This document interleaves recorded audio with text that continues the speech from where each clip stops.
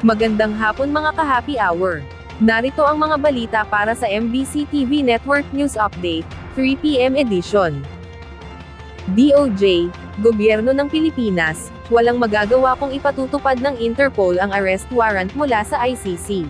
Ayon kay Justice Secretary Boying Remulla, hindi man miyembro ng International Criminal Court ang Pilipinas, pero miyembro pa rin naman ang ating bansa sa Interpol.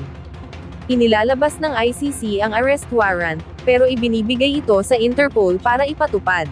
Sabi ni Remulla na sa katunayan, may local Interpol ang Pilipinas na regular na nakikipag-ugnayan sa mga otoridad.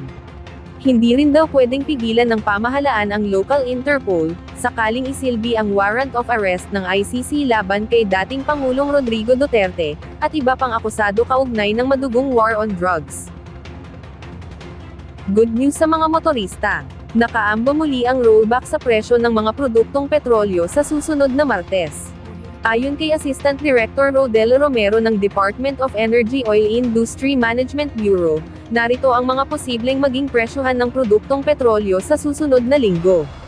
Sa gasolina, walang adjustment o rollback sa 20 centavos per liter, sa diesel, rollback sa 20 hanggang 40 centavos per liter, at sa kerosene, rollback sa 30 hanggang 35 centavos per liter. At yan ang mga balita para sa MBC TV Network News Update, 3 PM edition. Abangan ang mga susunod na balitaan mamaya, para sa 4 PM edition.